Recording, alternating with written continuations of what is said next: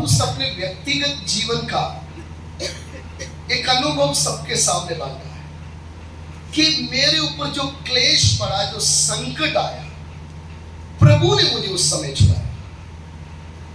इससे हमें सीखने को क्या मिलता है?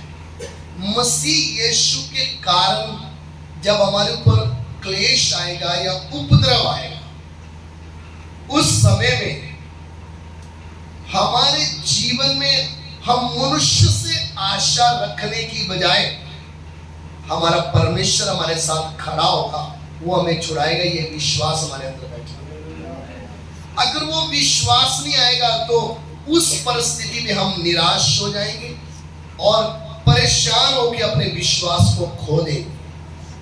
कितने लोग हैं जिन्होंने प्रभु के लिए बड़ी खुशी से, बड़े आनंद से आने की कोशिश की, लेकिन जब मसीह के कारण कष्ट उठाना पड़ा, जब उनको मसीह के कारण दुख हुआ, तब उनका विश्वास ढीला पड़ गया, वो प्रभु को छोड़कर पीछे चले गए। लेकिन जब हम परमेश्वर के वचनों को सुनते हैं या समझते हैं तो हमारे जीवन में एक बड़ी बात सामने आती है कि हम अपने विश्वास को रखवाली करना है। हम आखिरी श्वास तक क्या करना है? मसीह जीवन में स्थिर खड़े रहना है। क्योंकि प्रभु का वचन पहले से ही हमें लिख के दे दिया है कि जो भक्ति के साथ मसीह यीशु में अपना जीवन बिताना चाहते हैं वह अवश्य क्या किए जाएंगे। सब लोग बड़े ध्यान से जो सो रहे हैं या जाग रहे हैं, अच्छे से सुनना है। मसीह जीवन में ऑप्शन नहीं है। मसीह जीवन का रास्ता हमारे सामने रखा है कि यदि एक व्यक्ति प्रभु यीशु मसीह के पीछे चलना चाहता है, अवश्य सताया जाएगा। शायद सताया जाएगा ऐसा नहीं लिखा है, वह अवश्य क्या किया जाएगा? सताया जाएगा। दूसरा तिमोथियुस 11:12 में जब हमने पढ़ा है, उसमें लिखा है जो भक्ति के साथ मसीह यीशु में जीवन बताना चाहते वह सब अवश्य क्या किए जाएंगे। इसलिए हमारे जीवन में मसीह के कारण उपद्रव आते समय हमारे लिए हैरानी होना चाहिए, क्योंकि पहले से ही लिख के दे दिया है कि मेरे नाम के कारण तुम्हारी निंदा की जाएगी, मेरे नाम के कारण तुम्हारे ऊपर उपद्रव होगा, मेरे नाम के कारण लोग तुम्हारे ऊपर झूठ मूठ कुछ ना कुछ बुरी बातें बोलेंगे। लेकिन उस समय क्या नहीं होना? उस समय दुखी नहीं होना, रोना नहीं, उस समय आनंदित करना। ये जो आप सह रहे हो इसका प्रतिफल आपको स्वर्ग से मिलने वाला है। जिस दिन आप अपने घर में जाओगे इसका प्रतिफल है। प्रभु के लिए कुछ नहीं सहा तो प्रतिफल नहीं।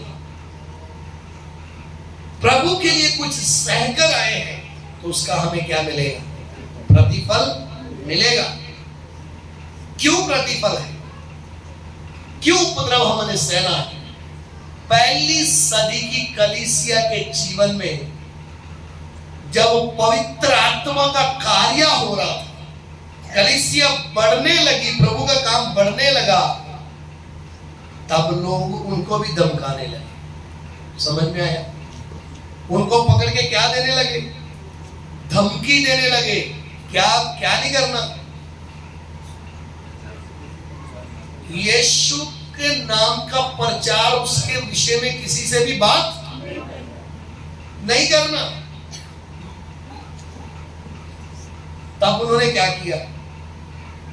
उन्होंने बोला ठीक है, आज के बाद हम भी नहीं मानेंगे, हम किसी को भी बताएंगे। ऐसा बोला। वो बोला तुम तय करो, हम मनुष्य की बात माने या किसकी बात माने? परमेश्वर की बात। वह छूट कर अपने साथियों के पास आए और इस बात से आनंद हुए कि हमें मसीह के कारण क्या हुए, निंदा उठाने का क्या मिला है? मौका मिला है। इसलिए मसीह जीवन, यदि आपको ऐसा लगता है कि खाने पीने का, थोड़ा मौज मस्ती का जीवन है, तो आपने गलत ट्रेन पकड़ लिया है। आपको ऐसा लगता है कि मसीह यीशु के कारण वो प्रभु ने मुझे एक नया घर दे दिया, सब प्रेज लॉर्ड बोलो हालेलुया। वो एक नया गाड़ी मिल गया, प्रभु तेरा धन्यवाद। एक नया मोटरसाइकिल मिल गया, प्रभु तेरी आशीषों के लिए तेरा क्या है। एक नया ऑटो मिल गया है, प्रभु तेरा। अभी मेरी सैलरी पहले 15,000 थी, अभी सीधा 25,000 होगी, प्रभु तेरा। ध्यान से आप लोग अच्छी तरह सुने, हम बोलते हैं ये प्रभु की आशीष है। अगर हम आत्मिक भाषा में इसको देखेंगे तो हर वो चीज जो नाशवान है वो आशीष, हर जो वस्तु, हर जो दिख रहा है, जो हमारे पास है, अगर वो नाशवान है तो वो क्या नहीं, वो आशीष नहीं, वो हमारे लिए टेस्ट है। पहले हमारी प्रार्थना थी, प्रभु मेरा धंधा बढ़ा दे, मैं बहुत मेहनत कर रहा हूं, प्रभु ने बढ़ाया। अभी हमारे पास क्या नहीं, उपवास करने के लिए टाइम नहीं है, प्रार्थना करने के लिए टाइम नहीं है, वचन पढ़ने के लिए क्या नहीं है। वो आपके लिए आशीष नहीं, वो आपके जीवन का टेस्ट था, उस टेस्ट में आप फेल हो गए। और हमारी इच्छाएं तो बढ़ती गई। आज मसीह जगत में आप देखें, भीड़ की भीड़ चर्च में जाके क्यों बैठ रही है? लिख के लाते हैं पर्ची पे, हमारे घर में ये होना चाहिए, हमारे घर में वो होना चाहिए, हमारे घर में ऐसा होना चाहिए। सारा कुछ इस संसार का ही मांग रहे हैं।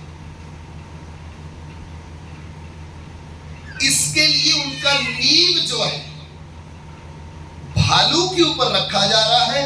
कल उठ के जब मसीह यीशु के कारण कष्ट आएगा, जैसे प्रभु के वचन में लिखा है, जिस घर का नींव भालू पे था, जब बड़े जोर से भूकंप आया, बाढ़ें आई, उस घर को धक्का मारा, वो गिर गया और उसका बहुत क्या हो गया, नुकसान हो गया, सत्यानाश। मसीह जीवन क्या है हमें समझना। मसीह जीवन इस पृथ्वी में बड़े शौक मौज पूरे करने के लिए नहीं है। अगर ऐसा है तो जो आजकल समाचार प्रचार हो रहा है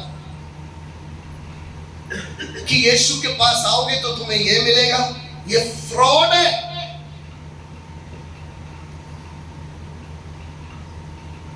जैसे पैसा चुराने वाले आपसे ओटीपी लेते हैं ना, मीठी मीठी बातें करके, और बाद में आपका बैंक क्या कर देते हैं, खाली, फिर आप रोते रह जाओगे। ये आत्मिक नुकसान कर रहे हैं। तुम्हें यीशु ये देगा, ये देगा, ये देगा, पूरी लिस्ट है इनके पास, ताकि इस दुनिया का सब कुछ आप ले लो और स्वर्ग की बातों के ऊपर क्या ना करो, ध्यान ना लगाओ। इसलिए सत्य सुसमाचार जब हमें समझ में आता है, उधर कलीसिया की आत्मिक उन्नति होती है। पहली सदी की कलीसिया का जो नमूना, जो पैटर्न था, पत्रस के पहले प्रचार में उसने क्या बोला, तुमने जिस यीशु को क्रूस पर चढ़ाया वही तुम्हारा प्रभु है, वो तुम्हारा मसीह, तुम्हारा छुड़ाने वाला था। तुमने पाप किया है, तुम्हारा पाप से तुम बच नहीं पाओगे। ये पाप तुम्हारे सिर पे है, तुम्हारे मसीहा का खून तुम्हारे सिर पे है। ये बात सुनते ही हजारों इस्राएलियों में से 3,000 घुटनों के बल रोने लगे। वो क्यों रो रहे थे? क्या खो गया था उनका? उनको क्या चाहिए? उन्होंने रोते रोते पतरस को क्या बोला? हमें एक घर चाहिए, हमें एक मोटरसाइकिल चाहिए, हमें वीजा दे दो, हमें बड़े देश में जाने की इच्छा हो रही है, हमारी नौकरी चली जा रही है, उसके लिए प्रार्थना करो ना। जो तू बोल रहा है ये सत्य है, जो तूने बोला है ये सत्य है। वो मसीह आया और हमने उसका इनकार, अब हम क्या करें? अब इसका रास्ता क्या है? तब पतरस ने बोला, अपने अपने पाप से क्या करें? पश्चाताप करो। मसीह यीशु की कलीसिया अमीर होने के लिए कोई फैक्ट्री नहीं है, पापियों का उद्धार करने का स्थान है। मसीह यीशु की कलीसिया में गरीब अमीर होने के लिए नहीं, बल्कि अमीर भी अपना पाप मानने के लिए आते हैं। क्योंकि मनुष्य अपनी संपत्ति से, अपनी ताकत से, अपने पापों से छूट नहीं पाएगा। उसका पाप उसको खींच के नरक की आग में लेके चला जाएगा। इसलिए कलीसिया इस पृथ्वी में क्यों है? ताकि एक पापी तू अपने पाप से पश्चाताप कर सके, तू अपने पाप से उद्धार पा सके। इस दुनिया में मात्र एक ही स्थान है, वो है यीशु मसीह की कलीसिया। इसलिए पहली सदी की कलीसिया में लोग कुछ पाने के लिए नहीं आ रहे थे, अपना सब कुछ गवाकर, सब कुछ बेचकर, सब कुछ लाकर प्रभु की सेवा में लगा रहे थे। उनको क्या समझ में आ गया? क्या समझ में आ गया? जिस रास्ते पे हम चल रहे हैं, जिस मार्ग को हमने चुन लिया है, यह मार्ग सक्र मार्ग है। कौन सी बात समझ में आ गई? हालेलुया। आप सुन रहे हैं? क्या समझ में आया? जिस मार्ग को हमने अपनाया है, ये मार्ग सकरा है, ये रास्ता दुख भरा है। हम अपना घर, अपना सामान, अपना सब कुछ लेके अपनी इच्छाओं को पूरा करते हुए इस सकरे मार्ग में नहीं चल पाएंगे।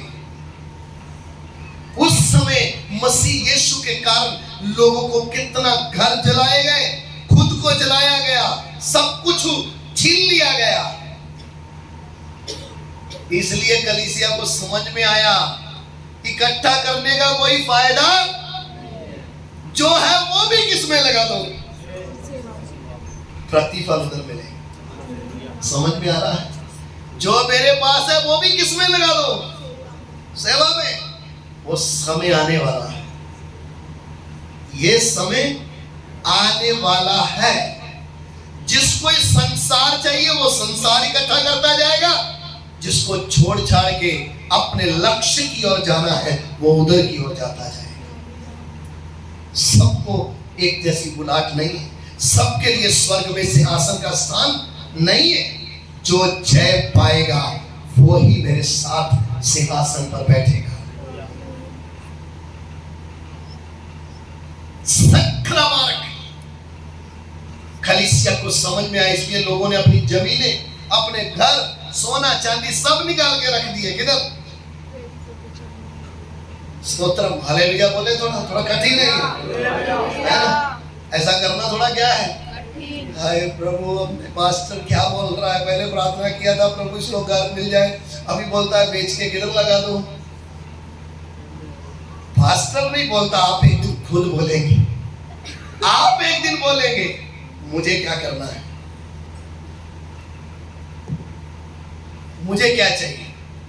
मुझे कुछ नहीं चाहिए, जो कुछ है प्रभु ये भी तेरे काम में क्या हो जाए। क्यों? परमेश्वर का वचन कहता है जहां तुम्हारा धन होगा वहीं तुम्हारा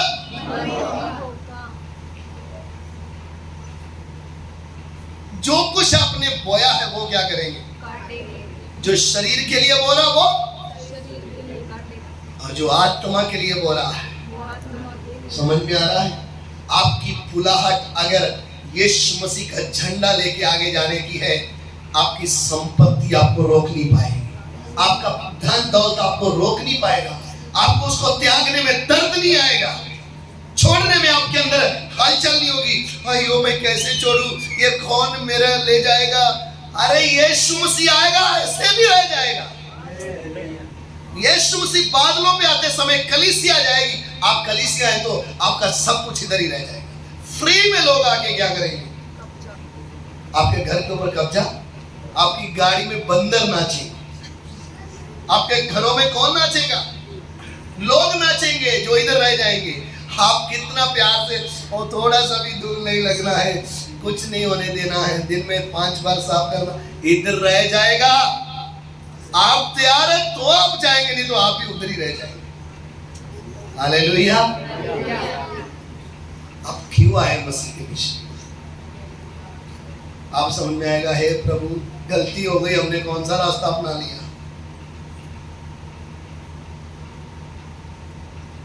अभी भी किदाउन का समय आने वाला है, कुत्ते की तरह लपक के पानी पीने वाला ही आगे जाएगा, बाकी भीड़ सारी किधर चली जाएगी, वापस चली जाएगी। जिसको ये समझ में आया कि मसीह यीशु मेरा उद्धार करता है, वही उसके पीछे चलेगा। सबके पीछे, सबके वश की बात नहीं है उसके पीछे चलने की, क्योंकि परमेश्वर का वचन कहता है मसीह यीशु के पीछे चलने वाले अवश्य सताए जाएंगे। कोई ऑप्शन नहीं है। वो सहन करने से पहले हमारे जीवन में त्याग जरूरी है। क्यों प्रभु यीशु ने बोला, जो अपने माता पिता, भाई बहन, पत्नी बच्ची, अपने प्राण से भी क्या ना करे, उसको भी आप प्रिया, वो मेरा चेला। बोलिए ना, थोड़ा 1-2 लोग बोलते हैं, थोड़ा मिलकर बोले, वो मेरा चेला तो किसका चेला है? बोलिए। आप तो बाइबल लेके हम प्रार्थना में जा रहे, चर्च में जा रहे, अपनी जान को भी आप प्रिया नहीं जाना तो उसका चेला। ये समय आएगा। समझ में आ रहा है? मसीह यीशु के पीछे थोड़ा कड़क है आज का वचन, थोड़ा आपको हजम करना है धन्यवाद के साथ। अभी इधर बैठ के ये नहीं सोचना है वो तो फिर मैंने जो एफडी करवाया उसका क्या होगा, फिर मैंने जो वो इतना कुछ सोच के रखा है, इसके बाद अभी तो प्रभु ने एक घर दिया, फिर इसके बाद थोड़ा बड़ा लेने का सोच रहे थे, अभी तो छोटा गाड़ी फिर बड़ा है, अभी थोड़ा इनकम में थोड़ा और बढ़ाने का है। यीशु आने वाला है। काम करते समय अपनी तैयारी जरूर करना, ऐसा ना हो आपका काम आपको किधर खींच दे। पहली सदी के लोगों को समझ में आ गया, हम अपना पूरा जमेला लेके यीशु के पीछे चल, इसलिए सब कुछ त्याग। समझ में आ रहा है? बोलिए। मुझे सुबह भी ड्यूटी जाना है, शाम को भी जाना है, इसको तो सांस लेने के लिए भी क्या नहीं है, ये कहां अपनी तैयारी कर पाएंगे किधर जाने के लिए, क्योंकि किधर का कीड़ा घुस गया अंदर। समझ में आया? लालच का कीड़ा अंदर है तो आप कभी आत्मिक बन नहीं सकते। इसलिए पहली सदी की कलीसिया ने पहले लालच के सिर पे क्या रख दिया, सब एक जैसे थे। मतलब एक के पास घर था, उसने घर क्या कर दिया, लाके किधर रख दिया, प्रेरितों के चरणों में। दूसरे के पास जमीन था, वो बेच के किधर रख दिया। तीसरे के पास सोना चांदी था। ऐसे करके जो जो सब थे, ऐसा नहीं बोला कि नहीं वो हम थोड़ा जमा करा के आए हैं, दूसरे के साथ हम सांझे में। जो भी आया था खाली हाथ आया, बड़े आदर के साथ, बड़े भय के साथ, ये पैसा अनंत काल तक रहने वाला, इसको परमेश्वर के काम में लगा दो, वो अनंत काल तक रहेगा। इसलिए सब एक जैसे थे, कोई अमीर नहीं था, कोई समझ में आ रहा है? अभी कलीसिया कई चर्चों में क्या होता है, थोड़ा हाई फाई लोग हैं तो उनको थोड़ा पास्टर का बोलेगा प्रेज लॉर्ड, कैसे है, मैं आऊंगा विजिट के लिए आपके घर पे। दूसरे को मेरे पास टाइम का, जब सब बेच बूझ के एक जगह आ गए तो सब अमीर हैं, सब क्या है? समझ में आया? परमेश्वर के वचन में उनमें कोई भी दरिद्र नहीं था, सब क्या थे?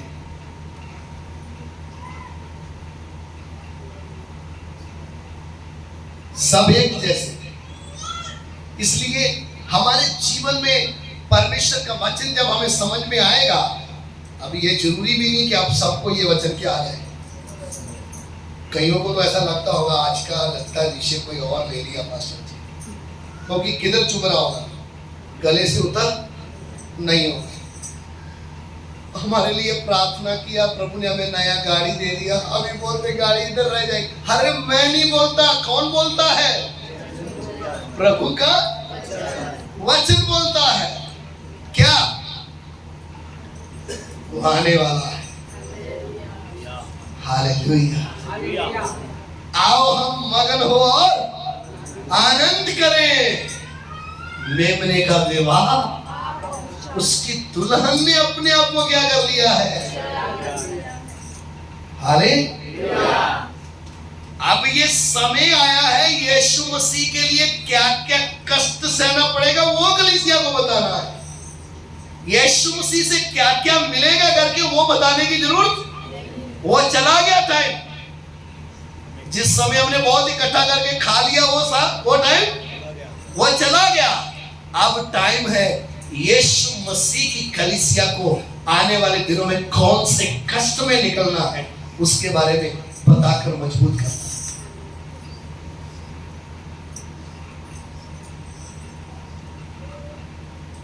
अगर ऐसा नहीं तैयारी हुआ तो हम कभी भी आत्मिक फल नहीं पाएंगे। पहली सदी के लोग जब यीशु मसीह को ग्रहण करते थे तो उनको समझ में आता था हमारा घर लूटा जाएगा, हमारी नौकरी चले जाएगी, हमारे संपत्ति को छीना जाएगा। ये सब सोच के वो यीशु मसीह को क्या करते थे, ग्रहण। लेकिन अभी शैतान ने सुसमाचार में गड़बड़ी करने के कारण लोगों को बटर वाला मीठा मीठा प्रचार है। आओ आओ यीशु ये दे रहा इसलिए बड़ा बड़ा तो जैसे वो सेल लगा होता है ना कपड़े का, एक के साथ एक फ्री। ये तो एक के साथ भी नहीं बोलते, सब कुछ क्या है, फ्री है। यीशु फ्री में आपको दे रहा है, आ जाओ सेल सेल। चर्च नहीं बोलना चाहिए, क्या बोलना चाहिए? यीशु के नाम की सेल सेल सेल। यीशु से ये ले लो। आप कलीसिया में शामिल नहीं, आप यीशु मसीह की कलीसिया की बर्बादी कर रहे हो। परमेश्वर छोड़ेगा नहीं। यीशु मसीह की कलीसिया परमेश्वर को प्रकट करने के लिए है, ना कि शैतान की दी हुई इच्छाओं का प्रचार करने के लिए है। एक पापी व्यक्ति कलीसिया में आकर अपने पाप को मानता है, मुझे उद्धार चाहिए। जब लाखों लाखों लोग पाप में मरकर नरक में जा रहे हैं, आपकी दी हुई शारीरिक आशीष क्या उसको नरक से बचा पाएगी? नाश में जाने वाले को अनंत जीवन चाहिए, और वो अनंत जीवन जो सर्वदा उसके पास है। इसलिए प्रभु यीशु मसीह के पीछे चलते समय प्रभु का वचन क्या कहता है? जो मसीह यीशु में चलना चाहते हैं वह अवश्य क्या किए जाएंगे? रोमियो की पत्री, इसके साथ एक और वचन पढ़ेंगे, रोमियो की पत्री उसका 8 अध्याय,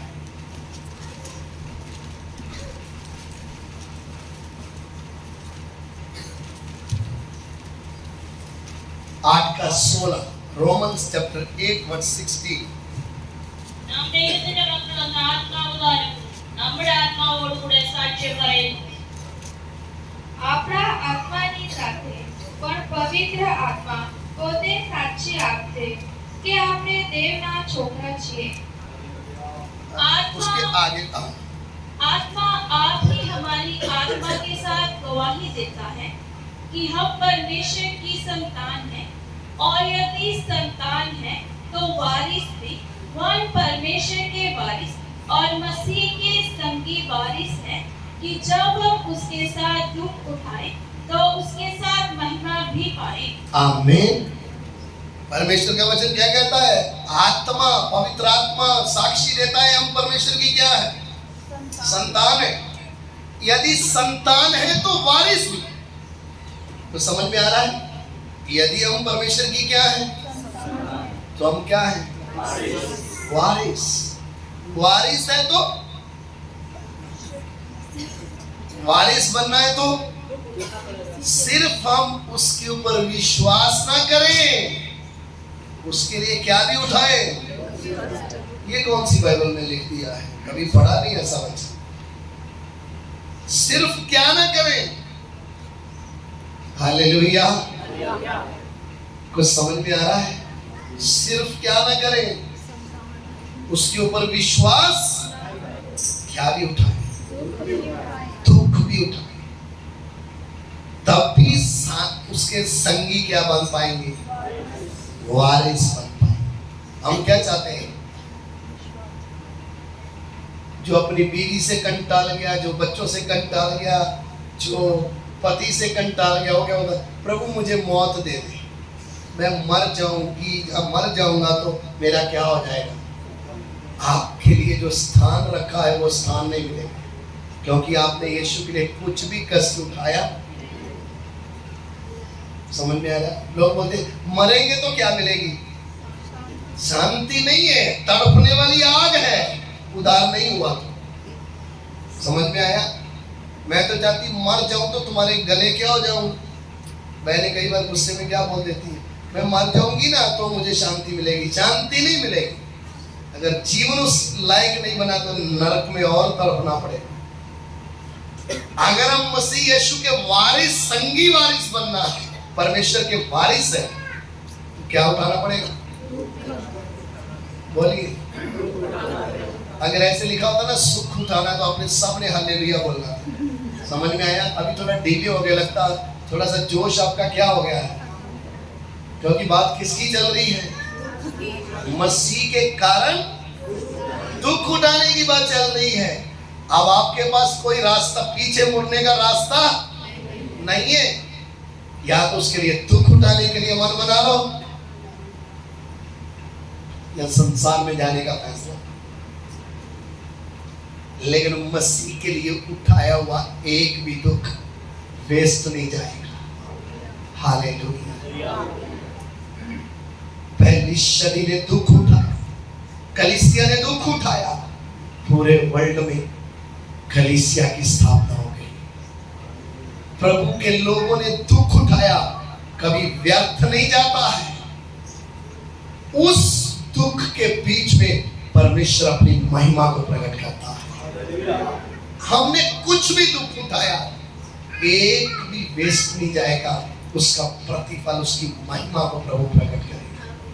इसलिए ये ना सोचे मेरे ऊपर तो कोई दुख नहीं आ रहा, हम तो आराम से रोज का 1000 रुपए कमा रहे, खा रहे, नया नया कपड़ा ला रहे, हालेलुया, सदा गाएंगे, गा रहे हैं, कोई टेंशन नहीं है। हमें तो कोई दुख आया आएगा। पहले से ही क्या कर लेना, अपनी कमर कस लेना है। फिर फोन करके रोना नहीं, पास्टर जी हमें प्रभु के लिए मार पड़ गई, आप क्या करोगे? मैं कुछ नहीं कर पाऊंगा। आपने जिसके लिए कष्ट उठाया उसके दाहिने हाथ को आप महसूस करना है। वो नहीं महसूस हो रहा तो आपकी बत्ती बुझ गई, आत्मिक जीवन बुझ गया। उस कष्ट के बीच में भी आपको क्या समझ में आ रहा है? सामने से स्टीफन के ऊपर पत्थर आते समय स्टीफन किसको फोन कर रहा था? किसको फोन लगाया उसने?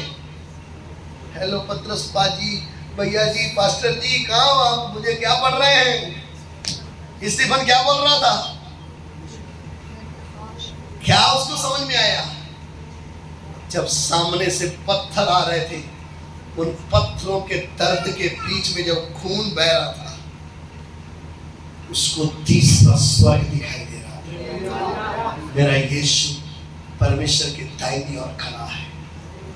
ऐसा आत्मिक व्यक्ति है तो वही दिखेगा, नहीं तो किसी ने प्रभु के लिए एक थप्पड़ मार दिया, आप 3-4 मार देंगे, फिर उसको भी समझ में नहीं आएगा कि मैंने क्यों खाई। समझ में आया? ये विश्वासी है कि मैं विश्वासी हूं, उसको भी क्या नहीं आएगा, समझ में आएगा नहीं। स्टीफन को क्या सूझा उस समय? क्या समझ में आया? मेरा यीशु तीसरे स्वर्ग में खड़ा है। मसीह जीवन में हम आत्मा में हमारी बैटरी चार्ज है ना, फिर हमें घबराहट, फिर हमें टेंशन नहीं होगा कि मेरा क्या हो, जो होना वो तय। लेकिन इतना ध्यान रखना है। परमेश्वर का वचन कहता है उनसे मत डरो जो शरीर को क्या कर सकते हैं, उससे डरो जो आत्मा और प्राण दोनों को क्या कर सकता है। ये रास्ता ही ऐसा है। इसलिए पहली सदी में लोगों ने ये निर्णय किया हम अपना घर सुख विलास छोड़कर किसके पीछे चलेंगे। वही है मसीह जी, वही है मसीह यीशु के पीछे चलने का। यीशु के पीछे मैं चलने लगा, यीशु के पीछे मैं चलने लगा, यीशु के पीछे मैं चलने लगा, ना लौटूंगा, ना लौटूंगा, ना लौटूंगा, ना लौटूंगा। घर कोई मेरे साथ ना आए, घर कोई मेरे साथ ना आए, घर कोई मेरे साथ ना आए, ना लौटूंगा, ना लौटूंगा, ना लौटूंगा, ना लौटूंगा। यीशु के पीछे मैं चलने लगा, यीशु के पीछे मैं चलने लगा, यीशु के पीछे मैं चलने लगा, ना लौटूंगा, ना लौटूंगा, ना लौटूंगा, ना लौटूंगा। आइए हम अपनी आंखें बंद करें।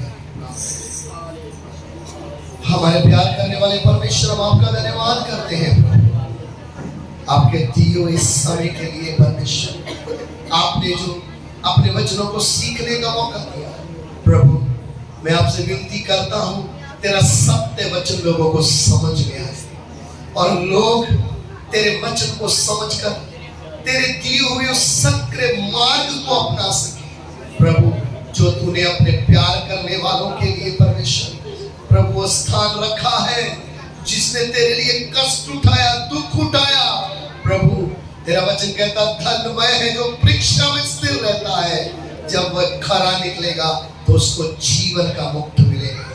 प्रभु तेरे लोगों को तेरे वचन के द्वारा तूने आशीष दिया, तेरा धन्यवाद। एक एक को तेरे वचन में मजबूत कर, इन अंतिम समय में तेरे पवित्र प्रेम से भर दे, ताकि तेरे नाम के कारण जब निंदा, कष्ट, बदनामी, उपद्रव, क्लेश आए तो हम तेरा इनकार न कर सके, बल्कि हम दृढ़ता से तेरे पीछे चल सके। स्वर्गीय पिता देर समय के लिए तेरा धन्यवाद।